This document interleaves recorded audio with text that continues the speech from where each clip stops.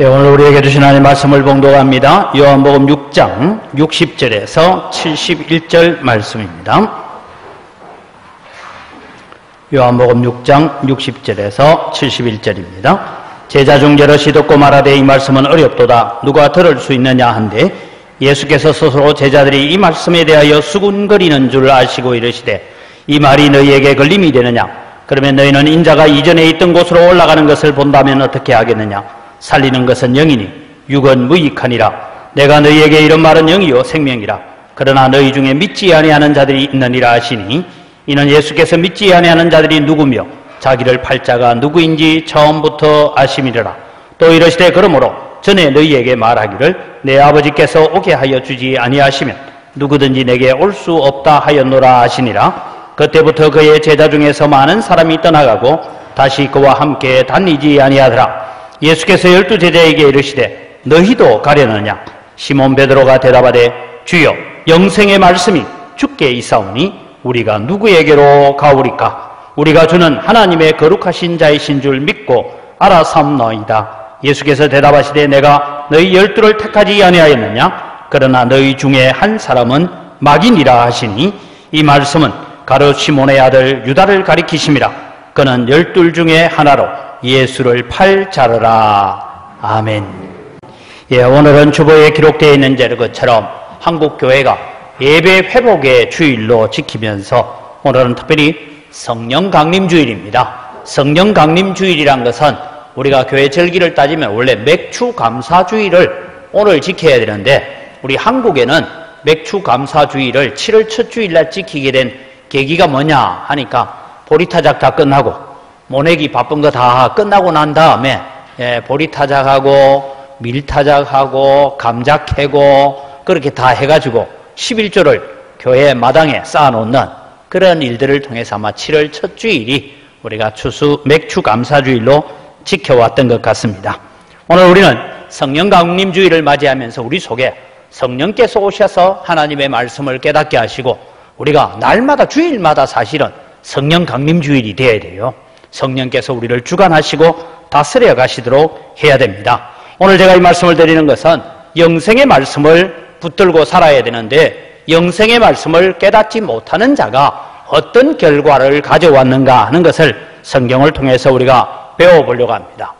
여러분이 교회에 처음 나오게 된 데는 나름대로 이유가 있으리라고 생각을 합니다.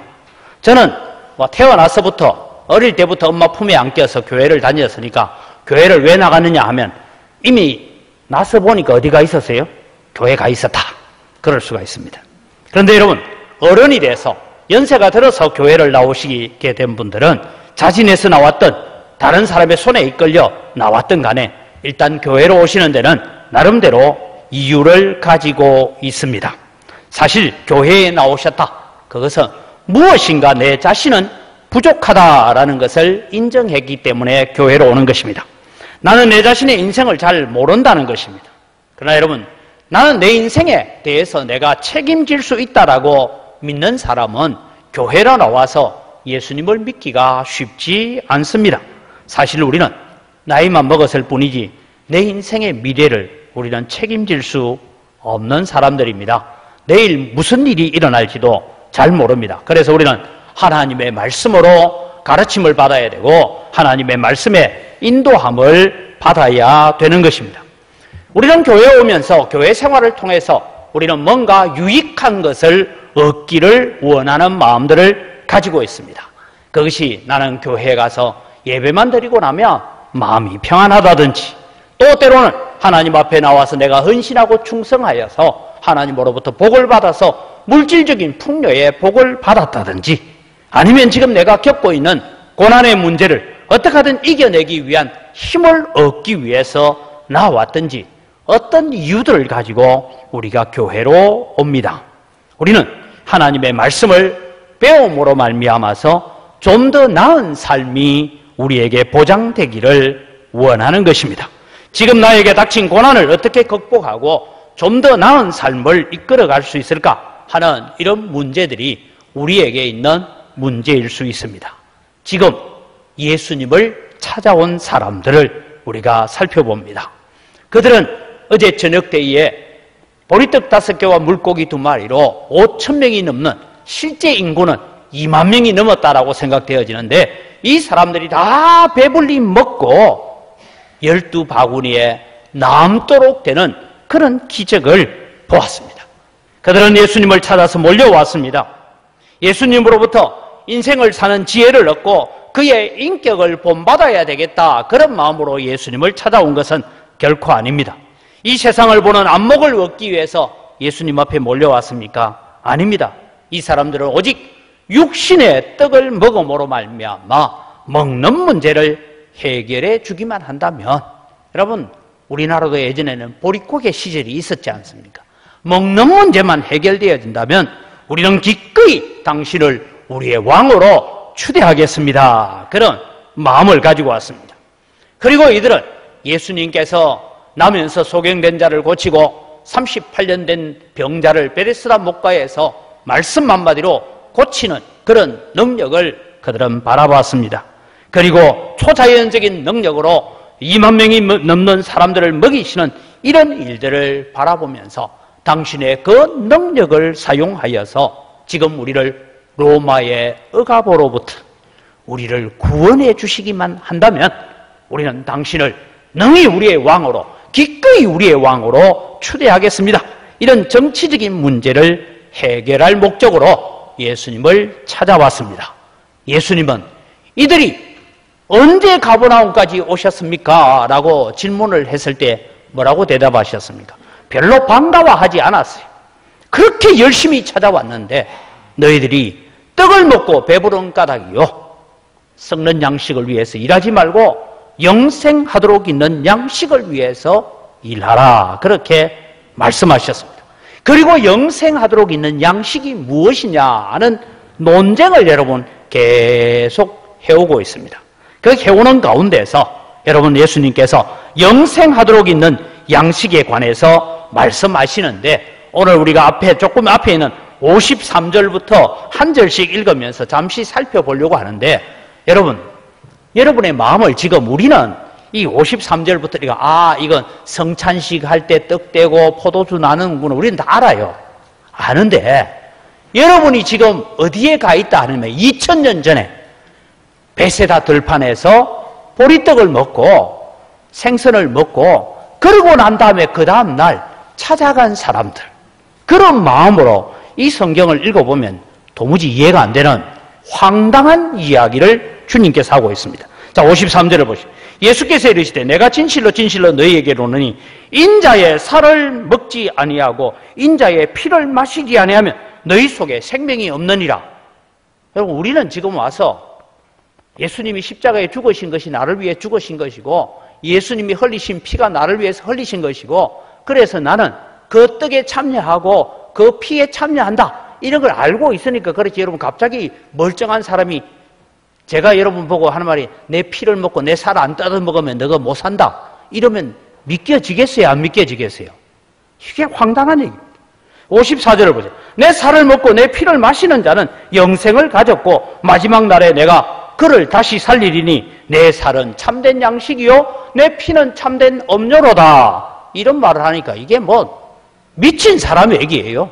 이 사람들 입장에서, 이스라엘 사람들 입장에서는 도무지 이해되지 않는 얘기를 하고 있는 것입니다. 내 살을 먹고 내 피를 마시는 자는 내 안에 거하고 나도 그 안에 거하나니, 이게 도대체 무슨 얘기일까? 57절을 봅니다. 살아계신 아버지께서 나를 보내시며 내가 아버지로 말미암아 사는 것 같이 나를 먹는 그 사람도 나로 말미암아 살리라. 이것은 하늘에서 내려온 떡이니 조상들이 먹고도 죽은 그것과 같지 아니하여 이 떡을 먹는 자는 영원히 살리라.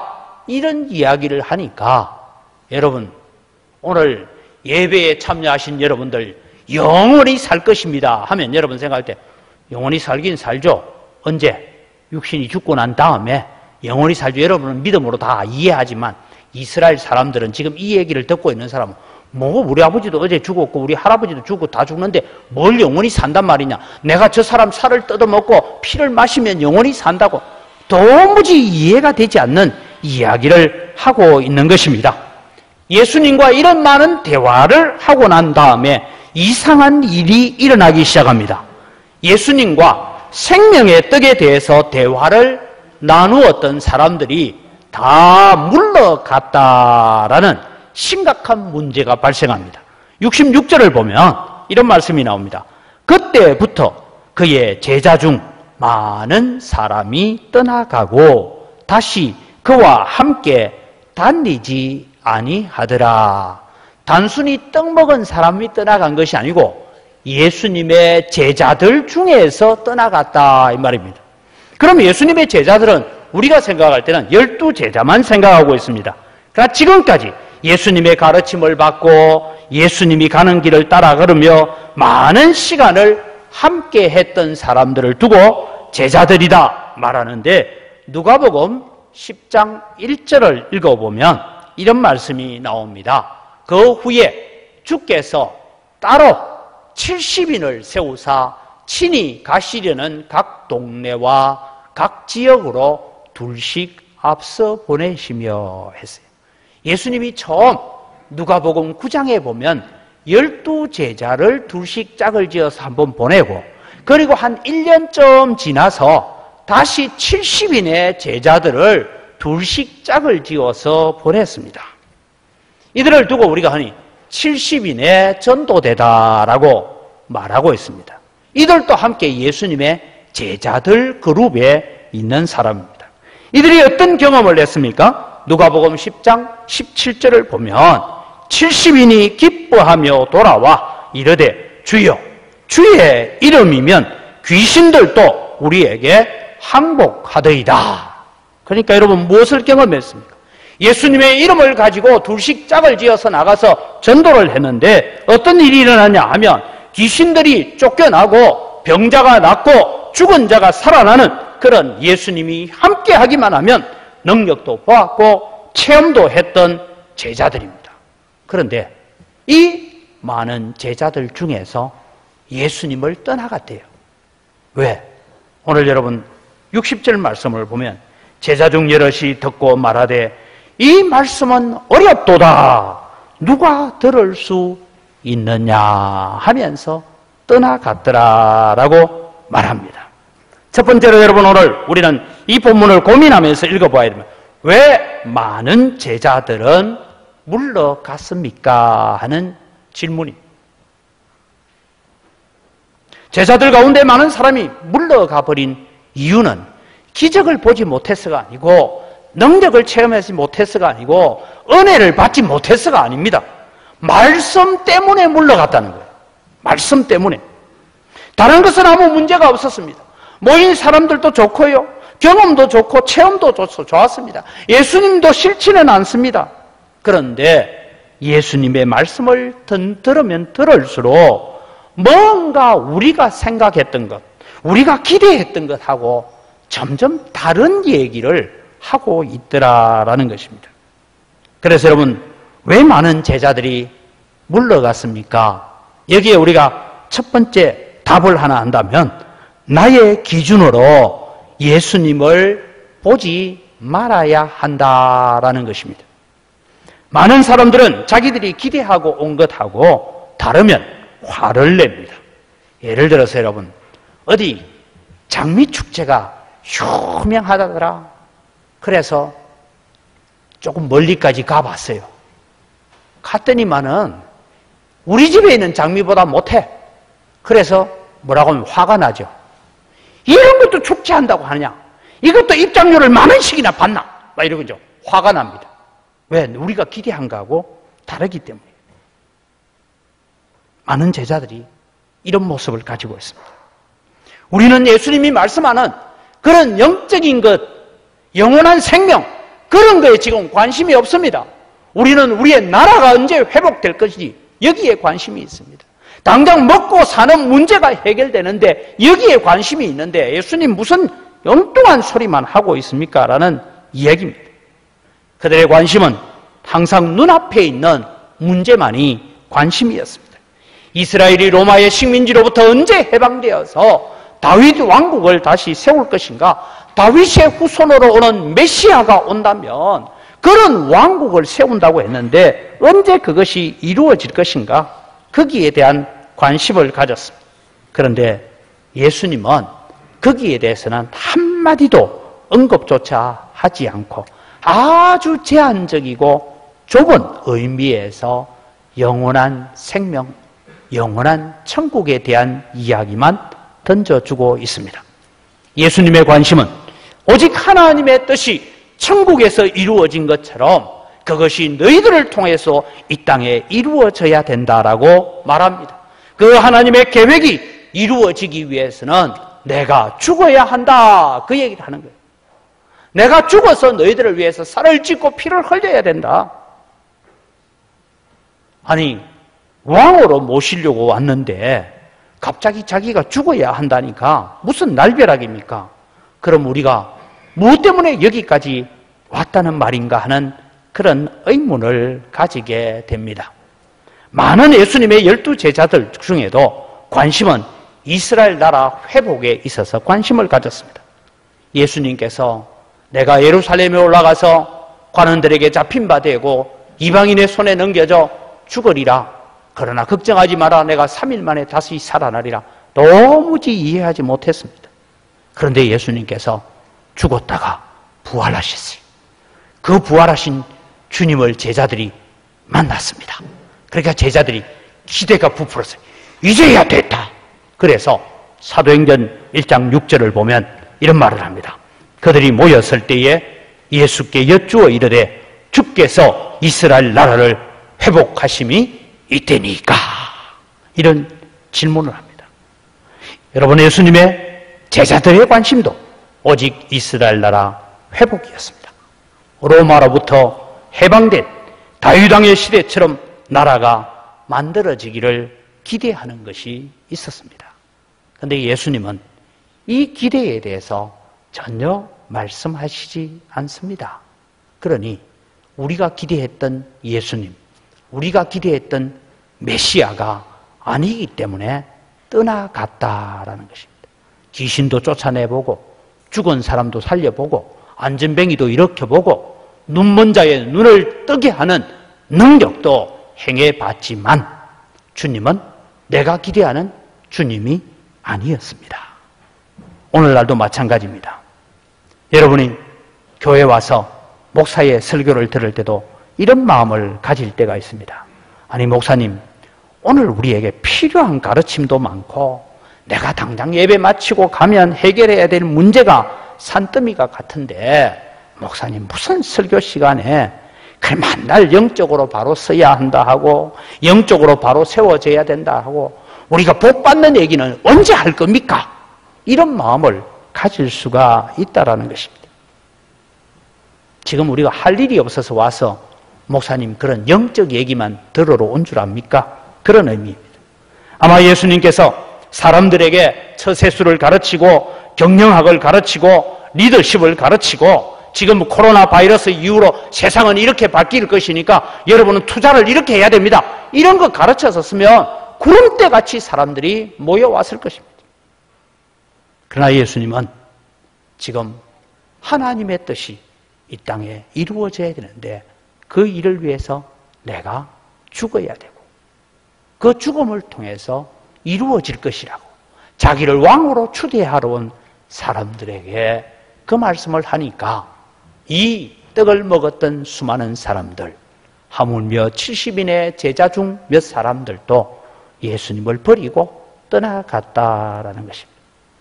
사랑하는 성도 여러분, 두 번째 우리가 질문은 아직 버리지 못한 것이 무엇입니까? 하는 질문입니다. 오늘 교회는 우리의 인생살이에 유익한 정보를 제공해 주기 위한 곳이 아닙니다. 교회는 하늘에서 의논된 하나님의 뜻을 이 땅에 성취하기 위해서 존재하는 곳이 교회입니다.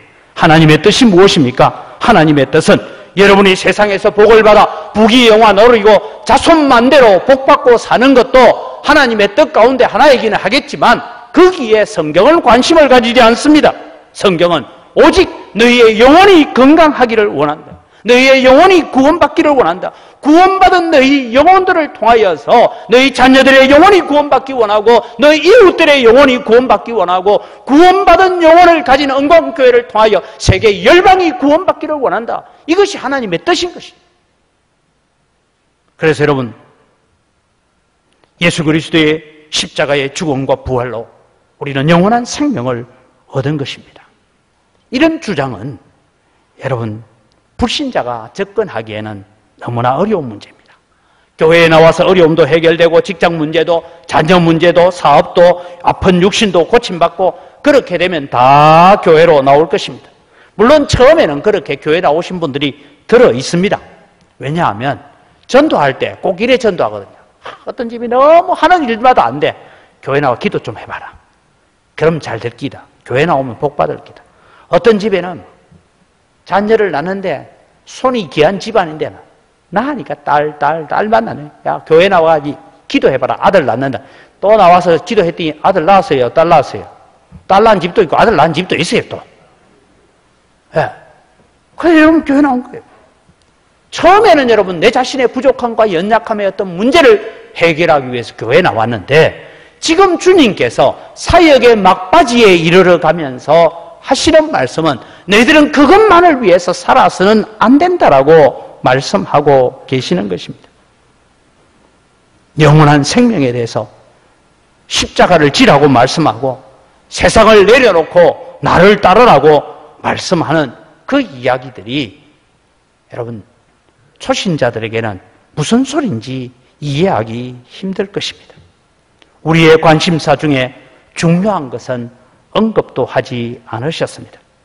성경은 이런 것들을 두고 2차적인 문제라고 말씀합니다. 너희는 무엇을 먹을까, 무엇을 마실까, 무엇을 입고 잘까 염려하지 말라. 이는 이방인들이 구하는 것이다. 너희는 먼저 그의 나라와 그의 의를 구하라. 이게 여러분처럼 잘 먹고 잘 살고 이런 사람들을 향하여 한 얘기가 아니라 당장 내일의 끼니를 걱정해야 될 사람들을 모아놓고 당장 내일 먹을 거리가 없는 사람들을 모아놓고 예수님께서 하신 말씀이에요. 예수님은 자신의 말씀을 오해하고 있는 자들을 향하여 말씀하십니다. 살리는 것은 영이니 육은 무익하니라 라고 63절에 말씀하죠. 이것은 내 살을 먹고 내 피를 마셔야 한다는 말이 단순히 육적으로 보이는 것이 아니라 영적인 것이다 라고 말합니다. 지난주에 제가 그렇게 말씀드렸죠. 만나를 너희에게 주신 것은 그냥 굶어 죽을까 봐 만나를 준 것이 아니라 만나를 통해서 하나님의 입으로부터 나오는 말씀으로 살아야 된다. 그것을 가르치기 위해서 만나를 주셨는데 사람들은 만나만 먹는 데 집중하고 있었다 이 말씀입니다. 여러분, 우리는 오늘 앞서 읽었던 53절에서 58절을 우리는 입으로 먹는 것이 아니라 마음으로 먹어야 되고 믿음으로 받아들여야 된다는 문제를 우리는 잘 알고 있습니다. 많은 유대인들은 이 부분이 이해가 되지 않아서 물러갔습니다. 제자들도 떠나갔습니다. 이때로부터 예수님의 인기는 시들어가기 시작했습니다. 이유는 간단합니다. 예수님의 말씀이 자기들의 현실하고는 너무나 동떨어진 말씀을 하고 있기 때문입니다. 사랑하는 성도 여러분, 심각하게 우리가 한번 고민해 봅시다. 여러분이 은혜의 삶을 살지 못하고 감사의 삶을 살지 못하는 이유가 무엇입니까? 여러분이 하나님의 말씀에 순종하면서도 기쁨을 누리지 못하는 이유가 무엇입니까? 돈이 없었습니까? 명예가 없었습니까? 건강이 약하기 때문입니까? 자존심 때문입니까? 아닙니다, 여러분. 아직도 내 속에 주님의 십자가에 온전히 못 박아 버리지 못하는 죄의 본성이 남아있기 때문이라는 것을 기억하시기 바랍니다. 아직도 내 속에 변하기 싫어하는 기질을 가지고 있다는 것입니다. 우리는 주님 앞에 나와서 예배하면서 주님은 우리의 왕이십니다라고 고백하면서도 주님 다 내려놓을 수 있지만 이것만은 안 됩니다라고 붙들고 있는 것이 있습니다. 그것이 죄의 본성이고 여러분의 기질이고 여러분의 사고방식이고 여러분의 가치관일 수도 있다라는 것입니다. 다 포기할 수 있지만 이것만은 안 됩니다라는 고집이 있습니까? 그것을 두고 주여 이것조차도 십자가의 보혈로 씻겨지기 원합니다. 이것조차도 성령의 불로 태워지기를 원합니다. 이것조차도 부수어지고 깨어지기를 원합니다라고 주님 앞에 고백할 때에 우리에게 영원한 생명의 말씀이 내 안에 머무는 줄 믿으시기 바랍니다. 그래서 여러분, 우리는 주님 앞에 고백해요. 우리의 기준으로 주님을 보지 마시고, 내 생각으로 성경을 보지 마시고, 하나님의 말씀으로 내 생각을 고치고, 하나님의 말씀으로 내 기준을 고쳐 가시기를 바랍니다. 여러분의 가치관으로, 여러분의 기준으로 교회를 보지 마시고, 하나님의 말씀으로 교회를 보고, 하나님의 말씀으로 교회를 신뢰하고 믿고 따라가는 자가 되어야 되는 것입니다. 두 번째로, 무엇을 붙들기 위해 교회로 오셨습니까? 지난 주일에 이어서 하는 말씀인데, 주님은 제자들 중에도 많이 물러가고 이제는 다시는 예수님과 함께 다니지도 않습니다. 이때에 예수님께서 말씀합니다. 너희도 가려느냐? 다르게 말하면 너희는 안 갈 거지? 너희는 남아 있을 거지? 이렇게 물으십니다. 이 질문에 베드로가 이렇게 대답합니다. 주여, 영생의 말씀이 주께 이사오니 우리가 누구에게로 가오리까?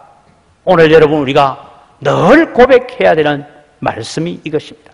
내게 생명을 주고 내게 영원한 생명을 줄 뿐만 아니라 내 인생의 모든 문제가 하나님의 말씀 안에 있다는 것을 믿으시기 바랍니다.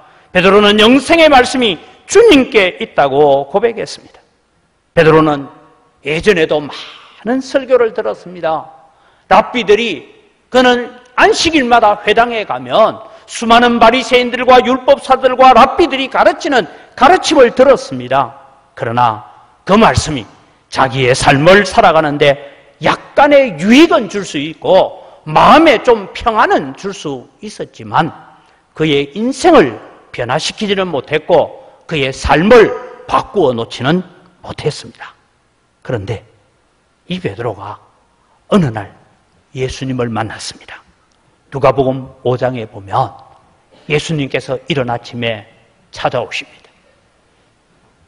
이 누가복음 5장 설교는 제가 2017년도 3월 달에 부흥회 하면서 한 설교인데 아마 녹화가 돼 있을 거예요.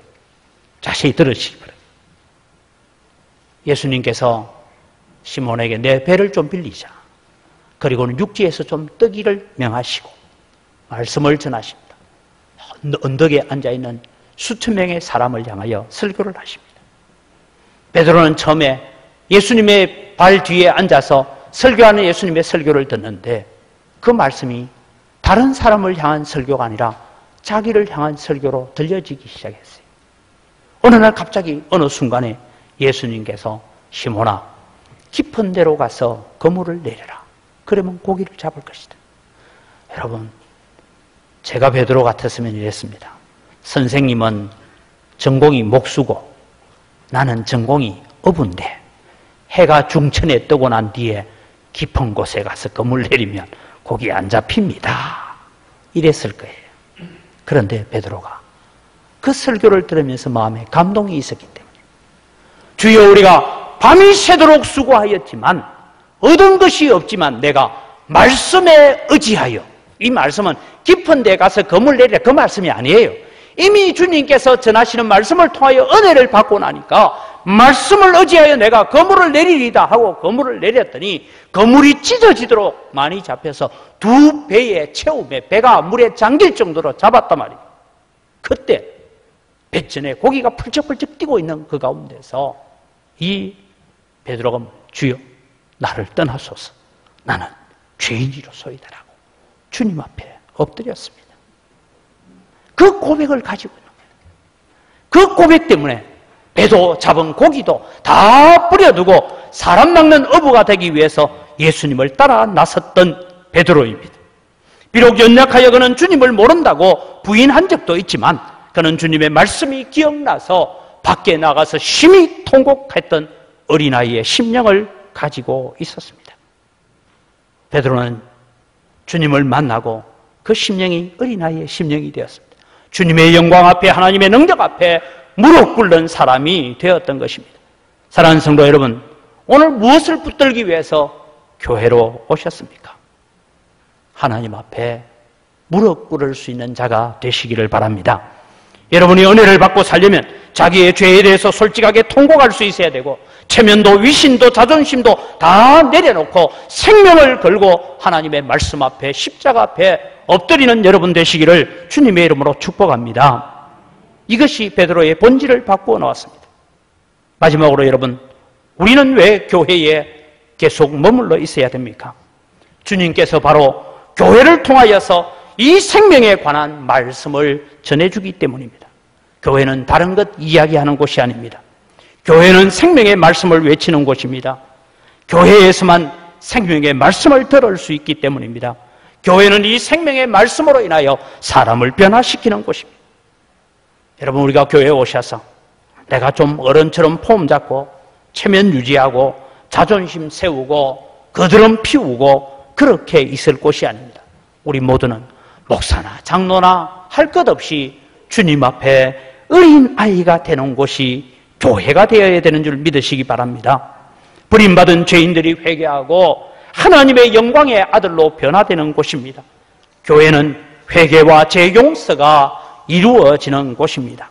이런 역사가 일어나지 않는 교회는 죽은 교회입니다. 예배를 통하여 선포되어지는 말씀을 통해서 내 죄를 발견하고 주님 앞에 엎드리고, 성령의 역사로 주님, 내 죄가 태워지기를 원합니다. 성령의 불로 나를 새롭게 정화시켜 주옵소서라고 기도하기 위해서 교회에 머물러 있는 여러분이 되시기를 바랍니다. 다시 말씀드립니다. 신앙은 체면으로 하는 것이 아닙니다. 신앙은 자존심으로 사는 것도 아닙니다. 위신으로 사는 것도 아닙니다. 명예로 하는 것도 아닙니다. 베드로처럼 어린아이가 되는 것입니다. 영생의 말씀이 주께 있음에 우리가 어디로 가리까? 눈물이 나면 우는 것입니다. 기쁨이 넘치면 할렐루야 감사하는 곳이 교회입니다. 잘못하였으면 회개하고 용서를 구하는 것이 교회입니다.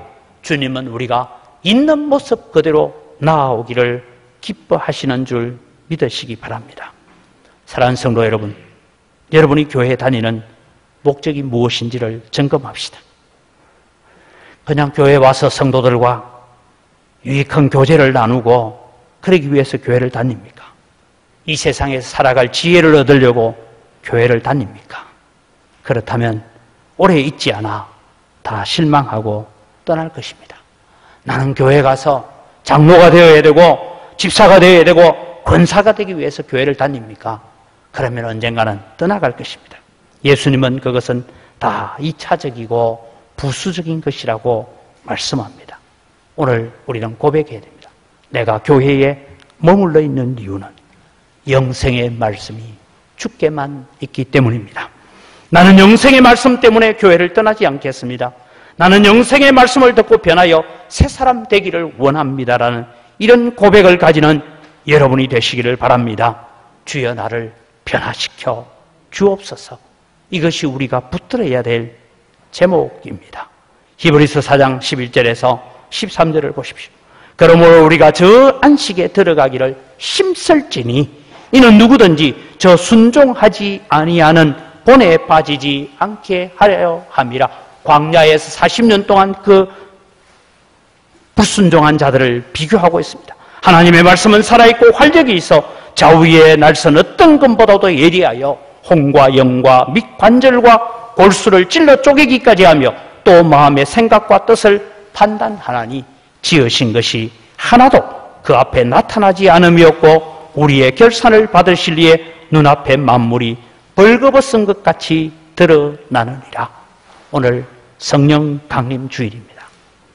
성령께서 오시면 주님께서 너희에게 가르친 모든 것이 생각나게 하리라고 말씀하셨습니다. 성령께서 오늘 또 우리에게 하나님의 말씀을 부어달라고 부르짖어 기도하시기 바랍니다. 오늘 또 나는 우리 영광교회에 영생의 말씀이 있기 때문에 나는 다른 곳에서 무엇을 얻기를 원하지 않는다라고 고백하십시오.